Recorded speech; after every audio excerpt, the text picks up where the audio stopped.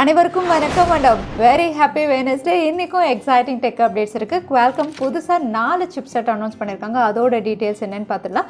Redmi Note 11 Pro Mediatek Dimensity 920 உடைய scores ரிவீலாக இருக்குது. அதுவும் என்னென்னு பார்த்துடலாம். அது மட்டும் இல்லை, அமேசான் அவங்களுடைய ஆஃபர்ஸ் எல்லாம் ரிவீல் பண்ணியிருக்காங்க. அதில் என்னென்ன பெஸ்ட்டாக இருக்குது அப்படிங்கிற எல்லா டீட்டெயில்ஸுமே பார்த்துடலாம். டெக் நியூஸ் நம்பர் 668 இன்றைக்கும் பேடிஎம் கான்டெஸ்ட் இருக்குது. டீட்டெயில்ஸ் இப்போ மாதிரி கீழே டிஸ்கிரிப்ஷனில் இருக்கும், நீங்கள் செக் பண்ணிக்கலாம். ஸோ பேடிஎஃப்குள்ளே போகிறதுக்கு முன்னாடி இந்த சேனலை நீங்கள் முதல் முறையாக பார்க்குறதா இருந்தால் என் பேர் வனா, இது டெக்னிக்கல் சென்னை, அனைத்து டெக் செய்திகளும் தமிழில்.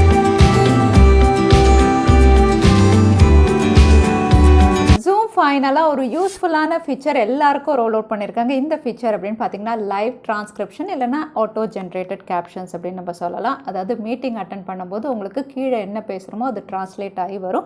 எப்படி யூடியூப் வீடியோலலாம் கேப்ஷன்ஸ் வருதோ அதே மாதிரி தான் இனிமேல் ஜூம் மீட்டிங்லேயும் வந்து கேப்ஷன்ஸ் வந்து இவங்க அனௌன்ஸ் பண்ணியிருக்காங்க. இதுக்கு முன்னாடி பார்த்தீங்கன்னா பெய்ட் ஜூம் மீட்டிங்ஸில் வந்து இது அவைலபிளாக இருந்தது. இப்போ வந்து ஃப்ரீ ஜூம் மீட்டிங்லேயே வந்து எல்லாருக்கும் இந்த ஃபீச்சரை ரோல் அவுட் பண்ணுறதா தெரியுது. இதுக்கான ரீசனும் அவங்க மென்ஷன் பண்ணியிருக்காங்க. டிசபிலிட்டி இருக்கிறவங்களால வந்து மீட்டிங்ஸ் ப்ராப்பராக அட்டென்ட் பண்ண முடியல, இந்த ஃபீச்சர் இருந்தால் அவங்களுக்கு இன்னும் ஈஸியாக இருக்கும் அப்படிங்கிறதுனால ஃப்ரீ ஜூம் மீட்டிங்கில் இந்த ஃபீச்சர் இப்போ ரோல் அவுட் பண்ணியிருக்காங்க. அமேசான் ஓனர் ஜெஃப் பெசோஸ் அப்படின்னு பார்த்தீங்கன்னா ஸ்பேஸ் ஸ்டேஷன் ஒன்று கன்ஸ்ட்ரக்ட் பண்ண போகிறதா தெரியுது. அவங்களுடைய ப்ளூ ஆரிஜின் கம்பெனி மூலயமா இந்த ஸ்பேஸ் ஸ்டேஷனுடைய பேர் வந்து ஆர்பிட்டல் ரீஃப். இந்த ப்ராஜெக்டில் தான் ஒர்க் பண்ணிட்டு இருக்காங்க. இது 2025 இவங்க ஸ்டார்ட் பண்ணலாம் அப்படின்னு தெரியுது. இப்போ கிரவுண்ட் ஒர்க் எல்லாமே இவங்க ஆரம்பிச்சுட்டாங்க. 2025 ஆரம்பித்து 2030 5 வருஷத்துக்குள்ளே வந்து ஒரு ப்ரைவேட் ஸ்பேஸ் ஸ்டேஷன் இவங்க கன்ஸ்ட்ரக்ட் பண்ண போகிறதா அனௌன்ஸ் பண்ணியிருக்காங்க.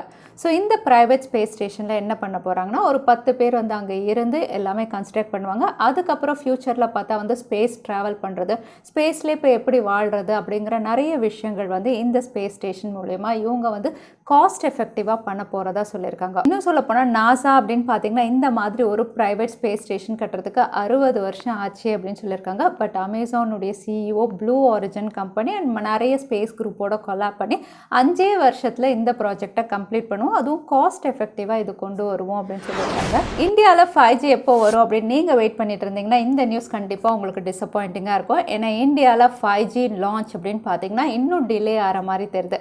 காரணம் அப்படின்னு பார்த்தீங்கன்னா வந்து தற்சமயம் எல்லா டெலிகாம் ஆப்ரேட்டர்ஸும் 5G டெஸ்டிங் அண்ட் ட்ரையல் இந்தியாவில் பண்ணிகிட்ருக்காங்க. இந்த ட்ரையல் டைம் அப்படின்னு பார்த்தீங்கன்னா வந்து அடுத்த மாதம் நவம்பர் 26, 2021 முடியுது. பட் எல்லா டெலிகாம் ஆப்ரேட்டர்ஸும் வந்து டாட் கிட்ட வந்து நாங்கள் வெறும் 2 5G பேண்ட் தான் டெஸ்டிங் பண்ணியிருக்கோம், இன்னும் நிறைய பேண்ட் டெஸ்டிங் பண்ணோம், ஸோ எங்களுக்கு டைமை எக்ஸ்டெண்ட் பண்ணி கொடுங்க, இன்னும் 1 வருஷம் எக்ஸ்டெண்ட் பண்ணுங்கன்னு சொன்னதுனால டாட்டோ அக்செப்ட் பண்ணிவிட்டு நெக்ஸ்ட் இயர் நவம்பர் 26, 2022 வரைக்கும் நீங்கள் டெஸ்டிங் அண்ட் ட்ரையல் பண்ணிக்கலாம் அப்படின்னு சொல்லியிருக்காங்க. அதனால் என்ன ஆகும் அப்படின்னு பார்த்தீங்கன்னா ஆக்ஷனும் போஸ்ட்பாண்ட் ஆகும். ஆக்ஷன் போஸ்ட்பாண்ட் ஆகும்போது பேரலாக 5G லான்ச்சும் போஸ்ட்பாண்ட் ஆகும் அப்படின்னு தெரியுது. ஸோ ஏன் டெலிகாம் ஆப்ரேட்டர்ஸ் எக்ஸ்டெண்ட் கேட்டாங்க அப்படின்னா அதிகமான 5G பேண்ட்ஸ் கொண்டு வரணும் அப்படிங்கிறது ஒரு காரணம். அடுத்ததாக வந்து 5G ஆக்ஷன்ஸ் அப்படின்னு பார்த்தீங்கன்னா ரொம்பவே காஸ்ட்லியாக இருக்கும் அப்படிங்கிற மாதிரி தெரியுது. ஸோ அதுக்கு வந்து எல்லா டெலிகாம் ஆப்ரேட்டர்ஸும் ப்ரிப்பேர் பண்ணுறதுக்கான டைமும் அப்படிங்கிற மாதிரி தான் தெரியுது இந்த 5G லான்ச் இருக்கும். ஆப்பிள் லேட்டஸ்ட்டாக மேக்புக் ப்ரோ லான்ச் பண்ணியிருந்தாங்க. இந்தியாவில் இதோட விலை அப்படின்னு பார்த்தீங்கன்னா 1,90,000 கிட்ட இருந்து ஸ்டார்ட் ஆகுது. ஸோ இந்த மேக்புக் ப்ரோ அப்படின்னு பார்த்தீங்கன்னா மற்ற ஆப்பிள் ப்ராடக்ட்ஸ் மாதிரி லான்ச் ஆனதுலேருந்து நிறைய ட்ரால் செக்ஷன் ஃபேஸ் பண்ணிட்டு தான் இருக்குது. ட்விட்டராக இருக்கட்டும், ரெடிட்டாக இருக்கட்டும், இதோட நாட்ச் பற்றி தான் எல்லாருமே பேசிகிட்டு இருக்காங்க. ஸோ ஃபைனலாக வந்து இந்த நாட்ச் எதுக்காக நாங்கள் கொடுத்தோம் அப்படிங்கிற மாதிரி ஆப்பிளே ஒரு எக்ஸ்ப்ளனேஷன் கொடுத்துருக்காங்க. இந்த நாட்ச் அப்படின்னு பார்த்தீங்கன்னா வந்து மேலே மெனு பாரை வந்து பிளேஸ் பண்ணுறதுக்காக தான். ஏன்னா இந்த மேக்புக் ப்ரோ நீங்களே பார்க்கலாம், பெசல்ஸ் எல்லாம் ரொம்பவே தின்னாக இருக்குது. கீழே மெனு பார் இருந்தால் வந்து அன்னெசரியாக ஸ்பேஸ் வேஸ்ட் ஆகும் அப்படிங்கிறதுக்காக மேலே மெனு பார் வந்து நாங்கள் ப்ளேஸ் பண்ணணும். அந்த மெனு பார்லேயே தான் உங்களுக்கு நாட்சும் ஃபினிஷ் ஆகிறதுனால வந்து ஸ்பேஸ் வந்து சேவ் ஆகும் அப்படிங்கிறதுக்காக தான் கொடுத்தோம் அப்படிங்கிற மாதிரி சொல்கிறாங்க. ஆனால் லேப்டாப்ஸ் அப்படின்னு பார்த்தீங்கன்னா இன் டிஸ்பிளே கேமராவோடய வரப்போகுது. அப்படி இருக்கும்போது வந்து 2021 இவ்வளோ பெரிய நாட்சோட ஒரு லேப்டாப் அப்படிங்கிறதுக்கும் அதுக்கு ஆப்பிள் கொடுத்த எக்ஸ்பிளனேஷன் வந்து வேலிடாக தவறாமல் கமெண்ட்டில் ஷேர் பண்ணுங்க. அமேசான் கிரேட் இண்டியன் ஃபெஸ்டிவலில் ஃபினாலே டே சேல் அனௌன்ஸ் பண்ணியிருந்தாங்க. நவம்பர் 2 வரைக்கும் தான் இந்த சேல். ஸோ இந்த சேலில் வந்து ஆஃபர்ஸ் அப்படின்னு பார்த்தீங்கன்னா ICICI bank, Kotak bank credit card users, debit card யூசர்ஸ்க்குலாம் 10% இன்ஸ்டன்ட் டிஸ்கவுண்ட் அப்படின்னு மென்ஷன் பண்ணியிருக்காங்க. அதே சமயத்தில் ஸ்மார்ட் ஃபோன் டீல்ஸ் அப்படின்னு பார்த்தீங்கன்னா எப்படி கிரேட் இண்டியன் ஃபெஸ்டிவல் முதல்ல எப்படி கொடுத்துருந்தாங்களோ அதே மாதிரி தான் டீல்ஸ் இருக்குது. ஐஃபோன் நீங்கள் பர்ச்சேஸ் பண்ணணும்னா நீங்கள் ஸ்க்ரீன்லேயே பார்க்கலாம். ஐஃபோன் 11 வந்து 40,999 அவைலபிளாக இருக்குது. அதே சாம்சங்குடைய S20 ஃபேன் எடிஷன் வந்து அப்ராக்சிமேட்டாக 37,000 கிட்ட இருக்குது. ரெட்மி நோட் 10s 12,000 கிட்ட அவைலபிளாக இருக்குது. ஐக்கூ Z5 20,000க்கு நீங்கள் பர்ச்சேஸ் பண்ணலாம்.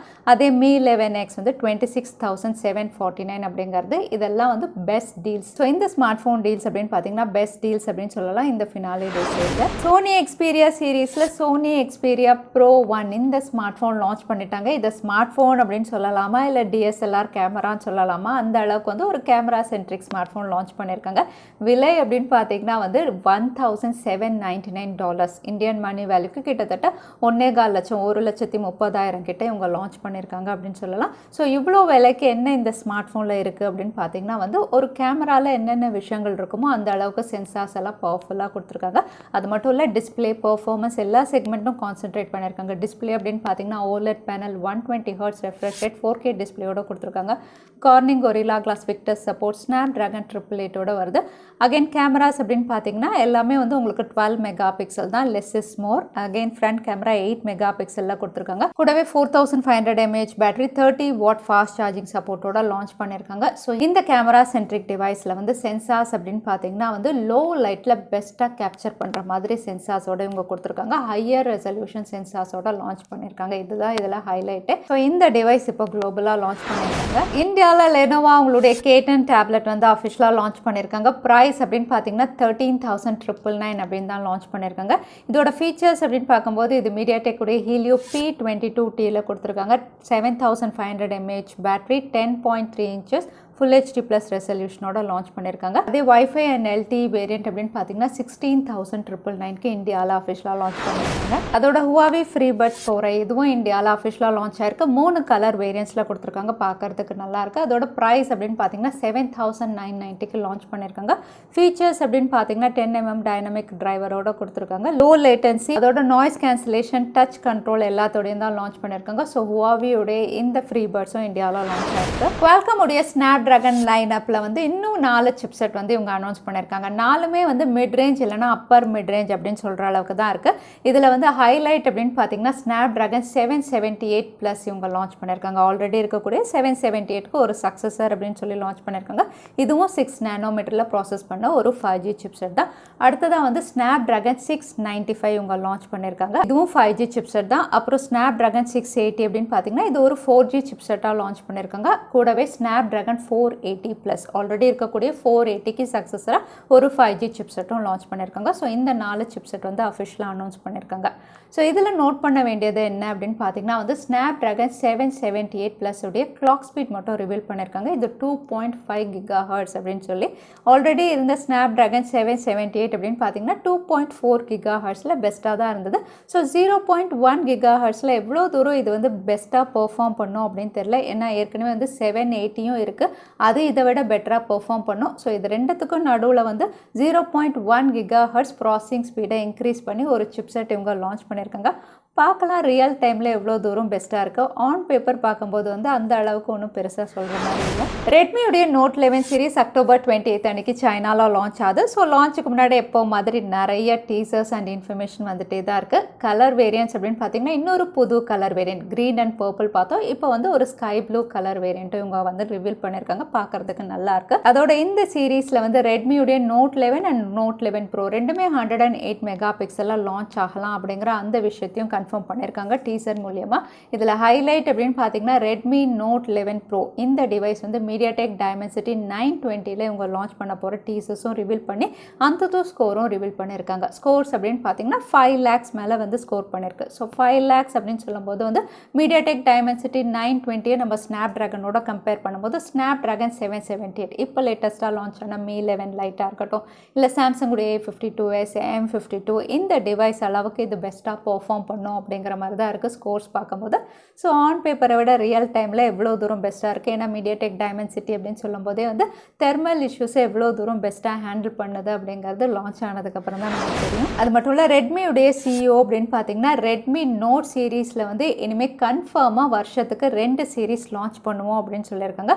ஸோ இது மூலயமா இந்தியாவில் ரெட்மியுடைய Note 11 சீரீஸ் அப்படின்னு பார்த்தீங்கன்னா கன்ஃபார்மாக வரும் தெரியுது. ஆல்ரெடி Note 10 இவங்க லான்ச் பண்ணிட்டாங்க. ஸோ Note 11ம் இந்தியாவில் நம்ம எதிர்பார்க்கலாம். பார்க்கலாம். ஏன்னா பர் இயர் வந்து 2 சீரிஸ் நாங்கள் லான்ச் பண்ணுவோம் அப்படின்னு கன்ஃபார்ம் பண்ணியிருக்காங்க. அடுத்ததான் இன்னைக்கு பேடிஎம் காண்டஸ்ட்கான கேள்வி என்னன்னு பார்த்தலாம். Snapdragon 778 உடைய கிளாக் ஸ்பீட் என்னதுன்னு இந்த வீடியோவில் சொல்லியிருந்தேன். அதுதான் இன்னைக்கான கேள்வி.